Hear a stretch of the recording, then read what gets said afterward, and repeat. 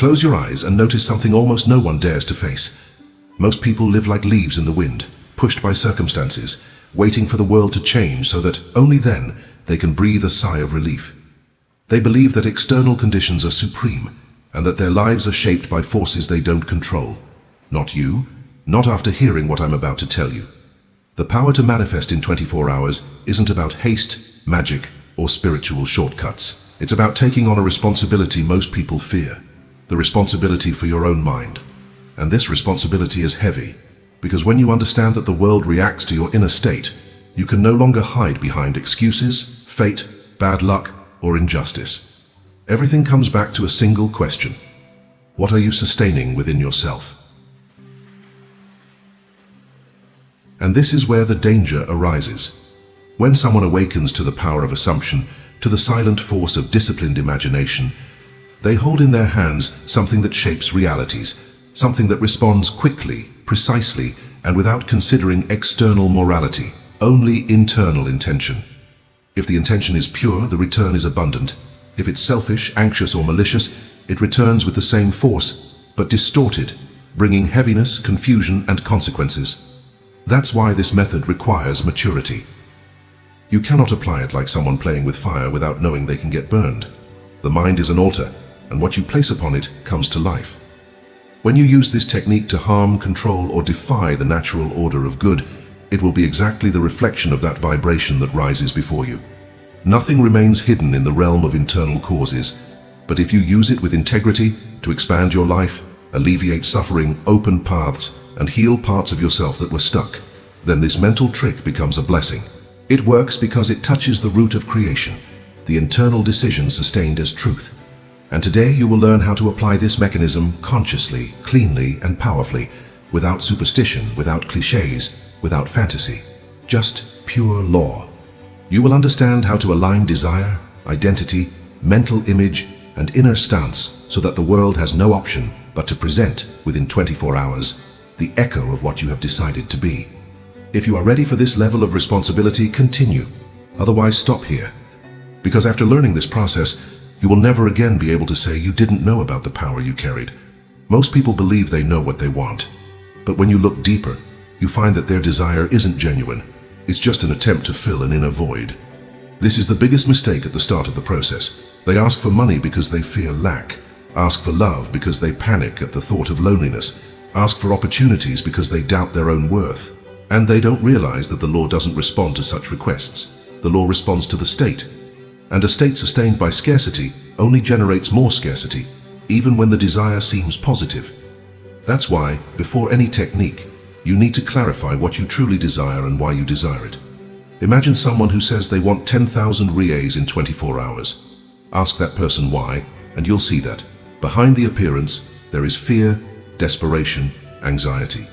The desire isn't the money, it's an escape from a feeling of threat. This isn't a creative request, it's an attempt to survive. And survival never manifests quickly, it only reinforces the state of fighting against life. Now compare this with someone who desires those same 10,000 rials because they are ready to expand, because they feel worthy of abundance, because it expresses the silent confidence they already possess. This person doesn't ask to get out of a hole. They assume they are someone for whom prosperity is natural. And that's exactly why they manifest. When you begin the 24-hour process, don't choose the desire out of urgency, pain, or emotional impulse. Choose it for alignment. Ask yourself, does this elevate me or diminish me? Does it confirm who I wish to be, or does it merely momentarily relieve discomfort? If your desire stems from fear, you're trying to use the law against the law itself. The result will be weak, slow, or contradictory. If it stems from clarity, expansion, and inner truth, the result is quick, clean, and inevitable. This step requires brutal honesty. Look at what you want without masks. Do you truly want that, or do you just want to escape from something? Because the law doesn't deliver desires, it delivers states. If you want love, but continue to feel unworthy, alone, and rejected, what you desire doesn't matter. What matters is the state you are sustaining in silence. If you want prosperity, but live vibrating as someone who fears tomorrow, your desire has no power whatsoever. Manifestation is the shadow of the state, not the light of superficial intention. Therefore, before moving forward, put your desire to the test. Sit in silence and ask, If the world couldn't give me anything else today, what would I still choose to experience internally? What remains from that question is the true desire. What doesn't remain was just emotional noise. True desire isn't born of scarcity, it's born of identity. It's not a request to the universe, but a revelation of what you have decided to be. And when this true desire appears, you recognize it instantly. It doesn't bring anxiety, it brings direction. It doesn't bring haste, it brings conviction. It doesn't bring a feeling of lack, it brings a feeling of expansion. That's why it manifests quickly, because it doesn't try to correct the current state, it redefines the current state. It doesn't say, I want this, it says, it's natural for this to happen to someone like me. The trick to manifesting in 24 hours depends on this initial clarity. If you choose something misaligned, the entire technique will be weak. If you choose something born of your inner truth, the law will work in your favor immediately. So don't rush this step. The quality of the desire determines the quality of the result. The purer, the quicker. The more aligned, the more inevitable. The truer, the more powerful. Because deep down you don't manifest what you want. You manifest who you allow yourself to be. The human mind has a habit of negotiating with itself. It affirms something new, but keeps a door open to the old. It declares a desire, but reserves a secret space for doubt. It assumes a new identity, but allows the old one to continue whispering from the corners. It is this internal hesitation that destroys the speed of manifestation. When you desire results in 24 hours, there is no room for this division. You need to do what almost no one dares to do. Consider it done. Close the old story. Shut the door behind you like someone who has moved out and doesn't intend to return, not even to retrieve memories. This means internally assuming that what you want is already yours, not as a game, not as a loose visualization, not as a repeated affirmation, but as a silent conclusion. And conclusion is one of the most powerful forces of the psyche. When you conclude something within yourself, you don't ask if it will happen, you don't wait for signs, you don't measure progress. You live like someone who knows. The world reads this certainty and responds like an obedient mirror. The mistake most people make is treating assumption as an attempt. I'll think positive to see if it works. That thought already contains the poison. Thinking to see if it works is confessing that you don't believe. And when you don't believe, the old state continues to rule. The law responds to the dominant state, not to the occasional desire. And your dominant state only changes when you conclude, in a final and intimate way, I am now what I only used to want to be. This internal act changes your vibration immediately. There's no gradual transition. There's a rupture. It's like crossing a line and not looking back. And the more you honor this rupture, the faster the world reorganizes the external pieces. Reality must obey who you have become, not who you were until yesterday. But here's the critical point. When you assume a new state, don't negotiate with your old self. Don't return to it out of habit, fear, or distraction. Once the new you is declared, act in thoughts, posture, and feeling, like someone who lives the truth they have assumed. Don't force forced behaviors. Simply keep your consciousness aligned. If you have assumed prosperity, don't think like someone who fears. If you have assumed love, don't feel like someone rejected. If you have assumed healing, don't fill your imagination with fragility. And yes, this is dangerous for those without discipline, because the world begins to respond quickly. If you assume two contradictory states on the same day, one of abundance and another of fear, one of love and another of resentment, one of certainty and another of despair, you create turbulence. And this turbulence appears in the physical as delays, frustrations, or mixed results. Therefore, the internal conclusion needs to be firm.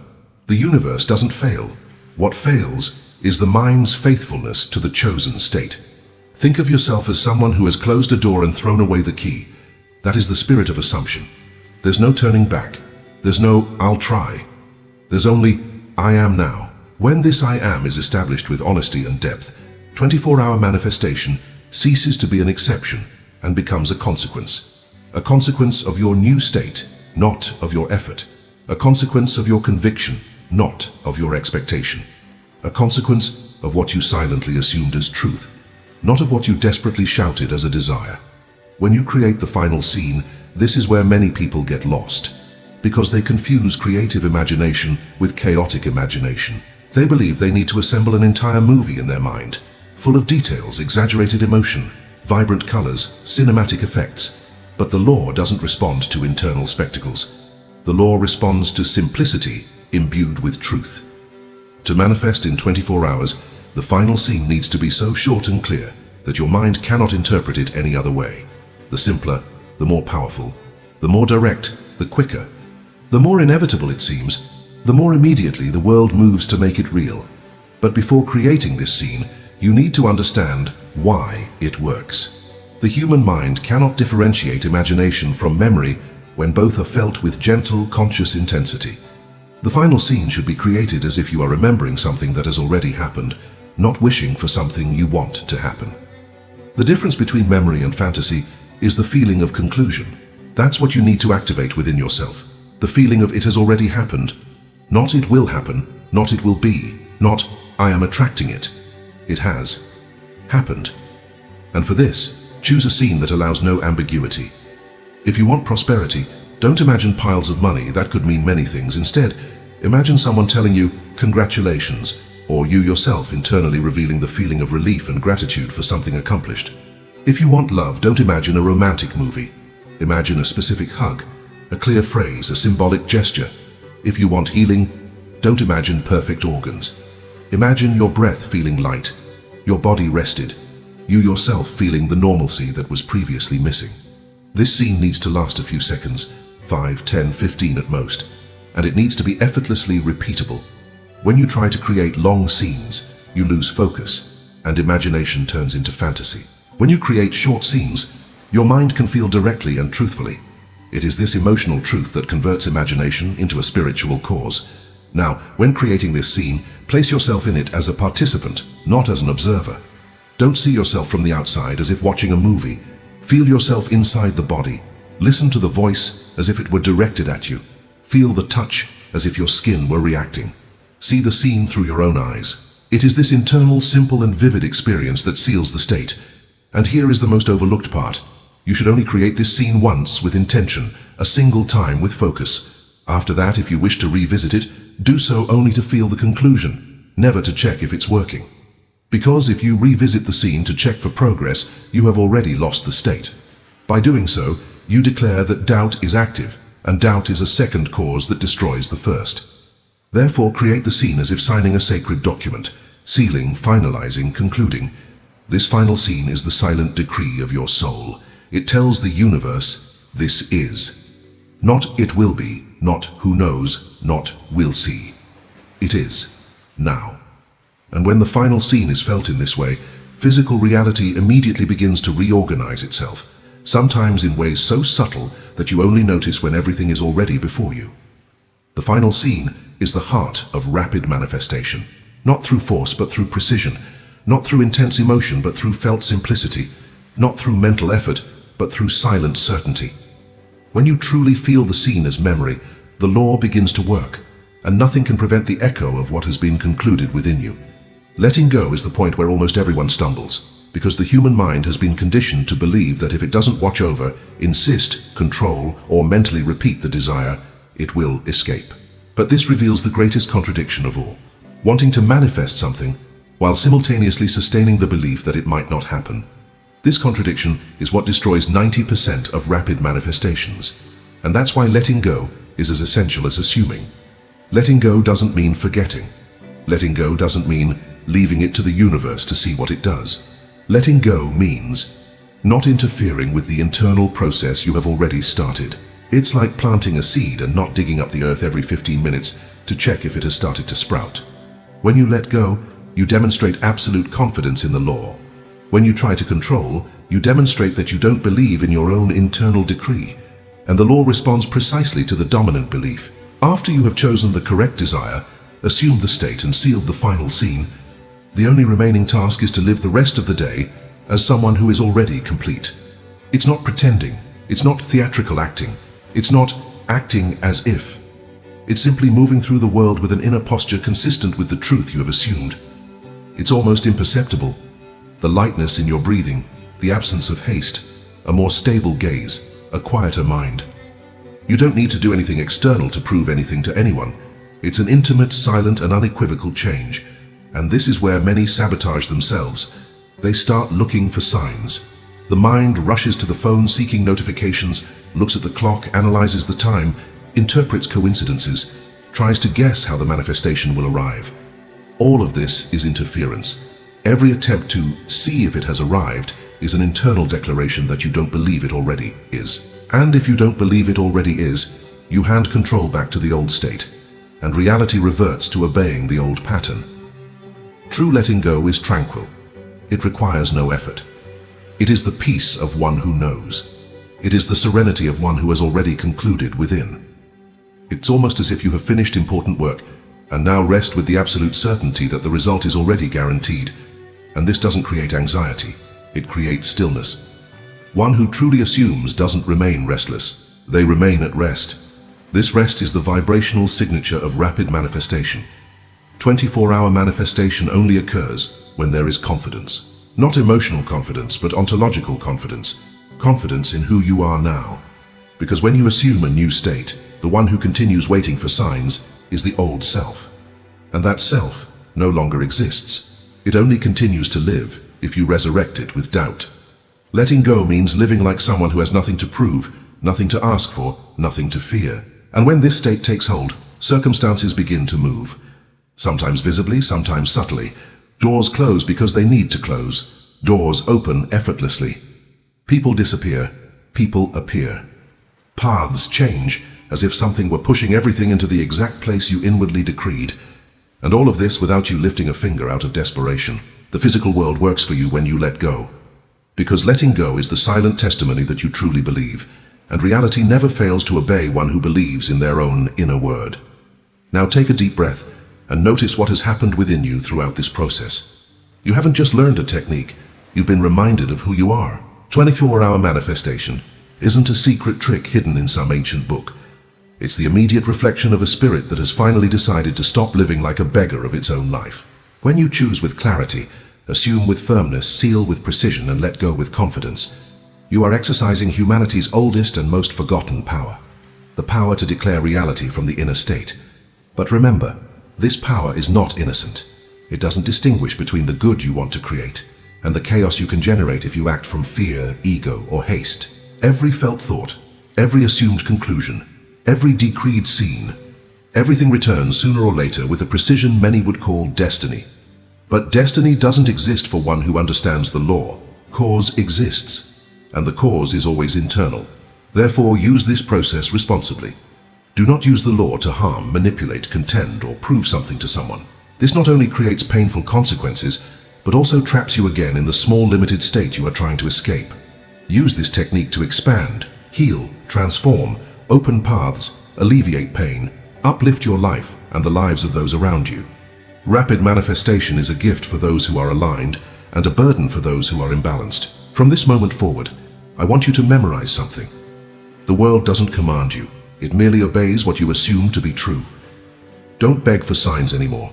Don't plead for changes. Don't expect the external to validate the internal. You are the source, not the echo. Reality bows to the state you maintain, not to the state you desire. If you apply this process seriously, you will see how the next 24 hours can unfold in unexpected, precise, and often even silently miraculous ways. Not because the universe decided to favor you, but because you finally decided to occupy the place that was always yours. Assume, feel, seal, let go, and allow the world to respond to the new you that has just been born.